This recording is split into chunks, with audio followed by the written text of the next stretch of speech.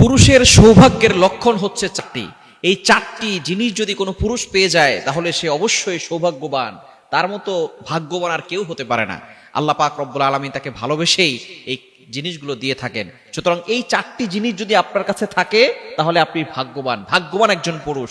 আর এই চারটি জিনিস যদি না থাকে তাহলে কিন্তু আপনি ভাগ্যবান এখনো হতে পারেন নাই। আপনি আরো বেশি আল্লাহর কাছে দোয়া করতে থাকবেন। এবং যদি এরকম নাও হয়ে থাকে তাহলে আপনি বিশেষ করে আপনি যত বেশি পারেন আল্লাহর কাছে দোয়া করবেন, আল্লাহর কাছে প্রার্থনা করবেন। পুরুষের সৌভাগ্যের লক্ষণ হচ্ছে চারটি। নাম্বার 1, 1 নম্বর হচ্ছে নেককার স্ত্রী। আর দুনিয়া কুল্লুহা মাতা, দুনিয়ার সবকিছুই সম্পদ, তার ভিতরে সর্বশ্রেষ্ঠ সম্পদের নাম হচ্ছে নেককার স্ত্রী। আপনার স্ত্রী যদি নেককার হয় তাহলে আপনার দুনিয়াটাই জান্নাত হয়ে যাবে। আর স্ত্রী যদি নেককার না হয় তাহলে দুনিয়াটা জাহান্নাম হয়ে যাবে। সুতরাং যেই পুরুষ নেককার স্ত্রী পেয়েছে, দিনদার স্ত্রী পেয়েছে, সেই পুরুষের থেকে ভাগ্যবান আর কেউ হতে পারে না। নবীজি সাল্লাল্লাহু আলাইহি সাল্লাম এই জন্যই বিয়ের সময় অবশ্যই এই বিষয়টি খেয়াল করতে বলেছেন যে মেয়েটা দিনদার কিনা, তার ভিতরে রিলিজিয়ন আছে কিনা, ধার্মিকতা আছে কিনা। আমরা অনেক সময় বাহিরের আউট বিউটি দেখে বিয়ে করি, সৌন্দর্য দেখেই পাগল পারা হয়ে যায়। এই সৌন্দর্য বেশি সময় থাকে না। 1 বছর 2 বছর পরে যখন সন্তান 3টা 4টা হয় তখন আস্তে আস্তে সৌন্দর্য নষ্ট হয়ে যায়। কিন্তু ভিতরের ব্যবহার এটা আমরা দেখে বিয়ে করি না। আপনার স্ত্রীর ব্যবহার যদি ভালো না হয়, সুন্দর স্ত্রী পরকিয়া করে, ওই ঘরে কোনো শান্তি আছে? সুন্দর স্ত্রী ছেলেদের সাথে কথা বলে বেলায়, সুন্দর স্ত্রী স্বামীর সাথে ভালো ব্যবহার করে না, এই স্ত্রী দিয়ে স্বামী কি করবে বলেন?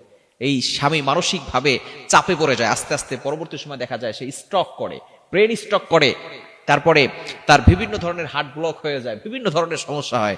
সুতরাং স্ত্রী যদি নেককার হয় তাহলে সেই পুরুষটা হচ্ছে সৌভাগ্যবান পুরুষ, ভাগ্যবান পুরুষ। নাম্বার 2, দ্বিতীয় নাম্বার হচ্ছে প্রশস্ত একটি বাড়ি। যদি আপনার প্রশস্ত একটি বাড়ি থাকে, থাকার জন্য সুন্দর একটি বাসস্থান থাকে, তাহলে আপনি হচ্ছেন সৌভাগ্যবান একজন পুরুষ। দ্বিতীয় নাম্বার হচ্ছে একটি যানবাহন যেটা দিয়ে আপনি চলাচল করতে পারেন। যদি আপনার নিজস্বভাবে একটি গাড়ি থাকে, যে গাড়ি দিয়ে আপনি চলাফেরা করতে পারবেন, আপনার স্ত্রী, আপনার সন্তান, আপনার মেয়ে, আপনার ছেলে সবাই একসাথে চলাফেরা করতে পারেন, তাহলে পর্দা মেনটেন হবে। যদি এরকম একটি যানবাহন আপনার কাছে থাকে তাহলে আপনি সৌভাগ্যবান পুরুষ। এবং 4 নাম্বার যে লক্ষণ সেটা হচ্ছে নেককার প্রতিবেশী। আপনার প্রতিবেশী যদি নেককার হয় তাহলে আপনি একজন সৌভাগ্যবান মানুষ।